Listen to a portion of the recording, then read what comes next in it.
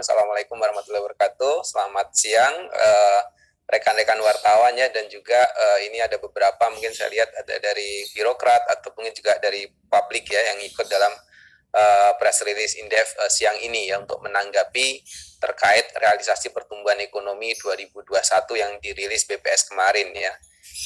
Ini nanti mungkin saya membawakan beberapa aspek global yang perlu kita waspadai, tapi sebelum ke situ mungkin biar nyambung ya dengan presentasinya Abdul Manap tadi ya terkait dengan yang terakhir itu menurut saya menarik ya. Jadi siapa yang membuat pertumbuhan itu tidak mencapai target?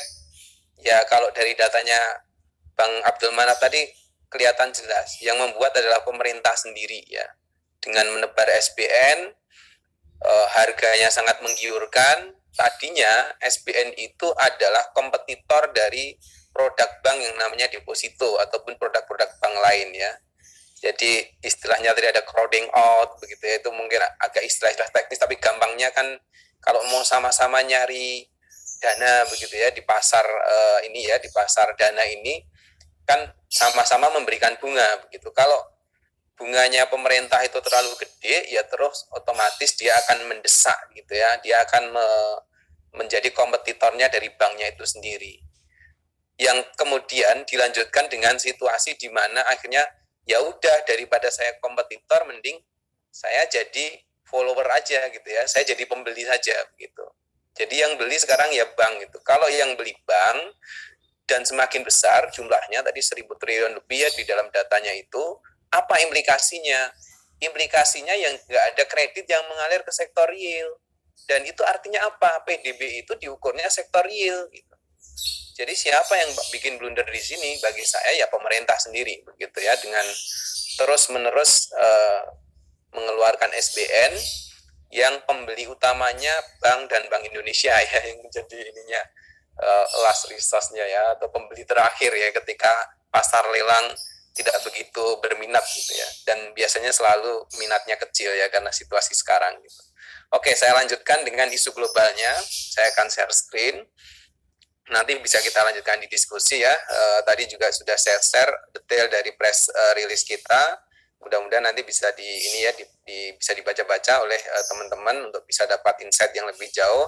Karena mungkin dalam PPT kan masih terlalu singkat ya, karena lebih banyak data daripada narasinya. Nah mungkin yang lebih banyak ininya di narasi di press release yang lengkap. Tapi nanti juga akan di-share oleh teman-teman Indef ya, untuk di-share di grup ini ya, wartawan, dan juga mungkin di websitenya Indef ya nanti ya.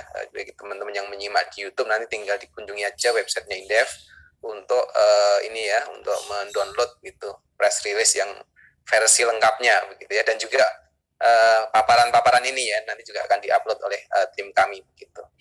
Baik, saya memberi judul urgensi mitigasi risiko ekonomi global begitu. Kenapa? Karena situasi 2022 ini ya bisa dikatakan walaupun pandeminya itu relatif ya, ini secara relatif itu sebetulnya sudah mulai ada jawaban-jawaban ya. 2021 dijawab dengan vaksin gitu ya. 2022 mudah-mudahan ini Omikron menjadi titik akhir ya. Kita kan berharapnya begitu, nggak ada lagi varian-varian baru, atau setidaknya ya kalau ada varian baru ya bikin batuk-batuk dikit lah gitu ya, tapi jangan sampai membahayakan nyawa, kira-kira kan begitu. Harapannya begitu ya. Menjadi seperti flu biasa, ini harapan kita begitu. Nah sebelum ke situ saya ingin flashback sedikit saja itu ya, tentang kenapa sih Indef ngambil temanya ayo fokus gitu, pertumbuhan ekonomi, kebijakan ekonomi kita ke depan itu perlu fokus untuk mencapai target pertumbuhan gitu. Salah satu urgensinya tadi udah disinggung oleh ini ya Riza di awal paparan, 7 kali dan 7 kalinya juga gagal mencapai target gitu. Jadi sebetulnya asumsi makro APBN yang selalu dibahas sampai berjam-jam, mungkin berhari-hari di DPR itu, kalau ujung-ujungnya juga kita tahu nggak akan mencapai target, kenapa harus lama-lama kan, kira-kira gitu ya.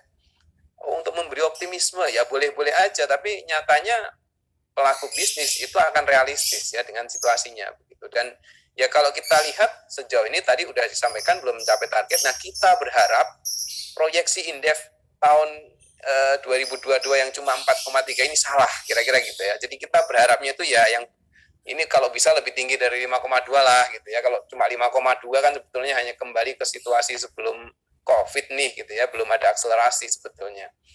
Tapi itu pun ya kayaknya susah begitu kita capai di tahun ini kalau amunisi yang disediakan pemerintah terutama dari sisi fiskal itu tidak fokus gitu ya, tidak fokus pada pemulihan ekonomi ya, belok sana belok sini. Karena apa? Tahun depan adalah tahun politik ya, 2023 itu totalnya akan jadi tahun politik begitu. Kesempatannya untuk membuktikan bahwa kita bisa mencapai target sesuai pertumbuhan ekonomi sesuai dalam asumsi makro adalah di tahun ini begitu. Nah, caranya gimana? Ya, menurut kami adalah ya ini benar-benar harus fokus kepada upaya untuk mengakselerasi perekonomian gitu. Ya, tapi ya kita tahu lah ya beberapa isu misalkan tiba-tiba muncul ya IKN, nggak tahu nanti didanai dari apa ya, tapi yang jelas kayaknya porsi APBN akan juga dicuil lebih banyak gitu ya ke situ ya. Implikasinya tentu saja ya amunisi yang untuk pertumbuhan ekonomi jangka pendek yang lebih cepat dan pemulihan ekonomi saya rasa juga akan berkurang gitu. Pun di sisi lain ya kita melihat ini ada asumsi-asumsi yang tidak mudah dicapai juga. Misalkan inflasi 3%, oke, Indef juga masih dalam range-nya asumsi makronya APBN gitu ya. Tetapi ya kita juga melihat lebih tinggi dari inflasinya itu gitu ya. Inflasi yang sudah ditetapkan di APBN begitu.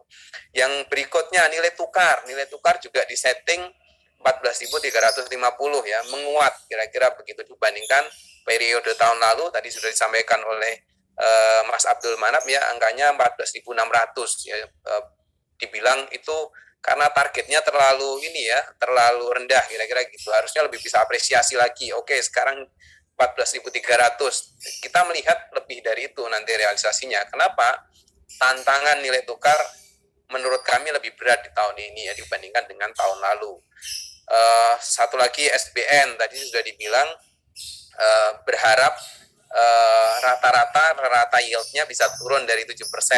Kita belum melihat tanda-tanda itu ya karena kebutuhan untuk pembiayaan masih tinggi begitu. Jadi dengan gambaran-gambaran ini sebetulnya memang perlu fokus gitu ya. Jangan-jangan nanti yang tidak tercapai itu bukan hanya ini gitu ya. Tapi di sini juga, di sini dan di sini. Dan satu lagi sebetulnya nggak ada di sini yaitu asumsi harga minyak. Kita di APBN 2022 itu setahu saya harga minyak itu asumsinya 63 US dollar per barel. Nanti akan ada di sini paparannya. Padahal harga minyak sejak APBN itu diketok-tok gitu ya sampai hari ini tidak ada dalam ranah itu. Implikasinya apa? Subsidi gitu kan, ada subsidi BBM dan listrik gitu ya.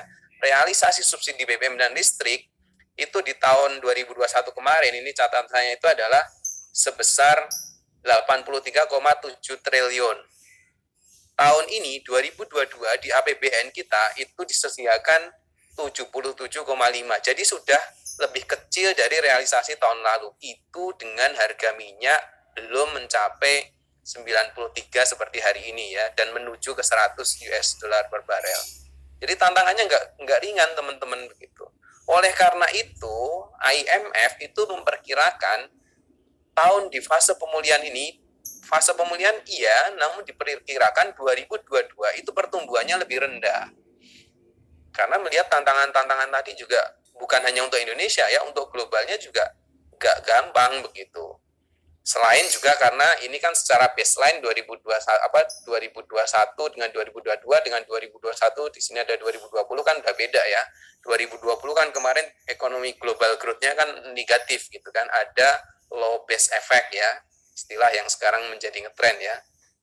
Sebetulnya sama ya tadi pertumbuhan ekonomi triwulan 4 5,02 itu juga low base effect karena tahun lalu triwulan 4 2020 itu minus 2,19% ya. Jadi dibandingkan dengan minus ya pastilah gitu ya, kalau ininya pembagiannya itu pembandingnya itu minus ya otomatis tumbuhnya lebih tinggi gitu. Nah 2022 juga low base effect sudah nggak ada gitu ya, sehingga untuk mencapai growth yang lebih tinggi itu lebih susah. Jadi ini kan situasinya global itu diproyeksikan akan melambat ya.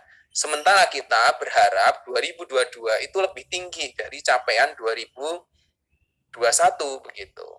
Jadi kontrarian kan ini istilahnya gitu kan. Gimana caranya?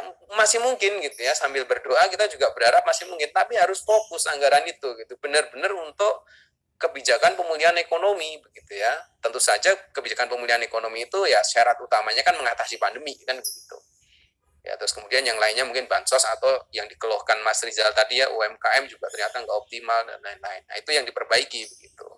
Kalau pemindahan ibu kota sih sebetulnya ya bisa ditunda lah ya gitu ya, menunggu nantilah kita ya, kalau udah jadi negara maju mau dipindah kemana pun ya saya rasa nggak ada masalah ya. Tapi problemnya ini adalah anggarannya cekak gitu, mau tumbuh tinggi tapi anggarannya diacak-acak gitu ya, gimana bisa gitu.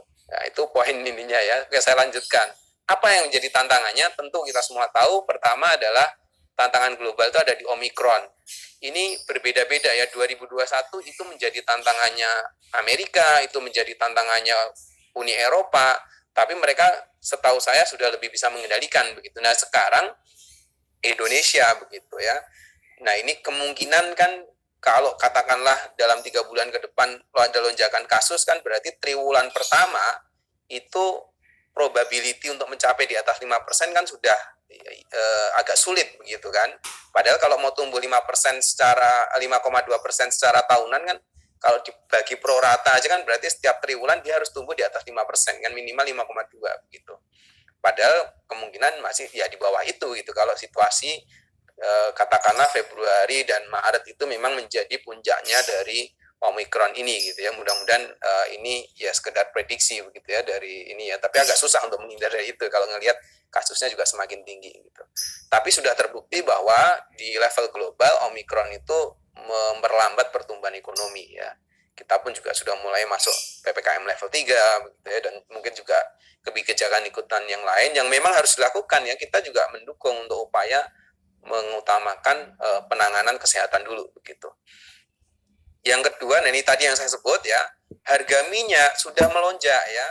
Tadinya awal-awal di periode ini adalah normal saja gitu ya, pemulihan ekonomi meminta energi lebih banyak, kebetulan pulihnya juga Eropa lagi musim dingin ya, akhirnya mereka juga nyetok, ujung-ujungnya ya naiklah harga minyak gitu ya, karena untuk kebutuhan produksi dan distribusi. Setelah itu sedikit landai, dan setelah landai apa dipicu oleh geopolitik ya, Rusia dengan Ukraina yang ini mungkin tidak mudah juga untuk menyelesaikan begitu, sehingga kalau ini terus-terusan naik ya, dan mungkin dugaan kami juga bisa menembus 100 US per barel gitu ya, US dollar per barel, dan itu implikasinya ya nggak mudah begitu ya untuk bisa katakanlah mencapai target pertumbuhan ekonomi dengan situasi geopolitik yang demikian gitu. Oke, saya lanjutkan ya, mungkin masih ada sekitar 2 atau 3 menit ya. Yang kedua, harga komoditas. Ini juga mungkin sudah banyak diketahui ya, tapi implikasi selanjutnya itu adalah ketika dia tinggi, itu pertama memang mungkin dari sisi ekspor kita, karena eksportir kita itu sebagian besar komoditas, dapat windfall. Tapi di sisi lain, inflasinya itu juga sudah mengintai ya. Walaupun secara total mungkin kita nggak akan tiba-tiba inflasinya menjadi sangat tinggi, enggak juga gitu ya, karena daya belinya masih rendah di Indonesia ya, agak terbantu oleh situasi ya, quote-unquote terbantu ya, sebenarnya juga nggak enak juga, daya beli belum pulih, inflasinya udah mulai meninggi gitu, tapi itu adalah gambaran begitu. Satu lagi mungkin juga tadi di aspek harga minyak, kan sebagian besar sekarang sudah tidak disubsidi Pak Eko. Iya, cuma problemnya adalah walaupun nggak disubsidi, kan kalau harga minyaknya tinggi kan Pertamax atau yang lainnya, Pertalite dan lain-lain juga minta naik kan begitu ya, yang tidak disubsidi itu kan gitu. Implikasinya kemana lagi? Ujung-ujungnya inflasi lagi, ya, biaya logistik dan lain-lain. Itu problem yang harus ditangani. Yang terakhir adalah tapering ya. Ini kayaknya nggak bisa ditunda-tunda oleh Amerika Serikat begitu. Sudah kelihatan sinyalnya semakin kuat. Target mereka itu inflasinya AS itu 2%, tapi kenyataannya sudah 7%. Sehingga mau nggak mau juga harus diredam. Di sisi lain pertumbuhan ekonomi Amerika Serikat juga pulih begitu ya, sudah membaik, bahkan sekarang posisinya lebih tinggi dari China ya untuk triwulan 4 kemarin ya saya lihat ya. Jadi dengan situasi itu ya pasti The Fed akan mengurangi pembelian SBN lah ya, bonds lah gitu dari pemerintah Amerika Serikat, dan ujung-ujungnya nanti akan ada kenaikan Fed Fund Rate ya, suku bunga kebijakannya begitu, untuk mengendalikan inflasi juga begitu. implikasinya ya di kita tentu akan dugaan saya tetap akan terjadi gejolak walaupun momentumnya juga akan ini ya tidak akan lama begitu. Dan saya sepakat ya bahwa dengan pemerintah bahwa kita relatif siap ya, cadangan devisa kita tinggi gitu. Tapi harus ada catatan bahwa kalau momentum itu terjadi berbarengan dengan geopolitik ya, dengan beberapa harga komoditas lain tadi, harus disiapkan skenario juga begitu supaya benar-benar kita bisa mengendalikan begitu dari dampak tapering ini begitu. Secara umum tantangan global kita masih tinggi ya, ini juga ada dari World Economic Forum, ada surveinya, dan memang ketiga tahun ke depan masih tinggi, sehingga concern fokus pada upaya pemulihan ekonomi itu akan jauh menghasilkan optimal ya untuk ekonomi dibandingkan dengan memecah-mecah anggaran untuk tujuan-tujuan yang sifatnya mungkin tidak langsung strategis pada penanganan pemulihan ekonomi begitu.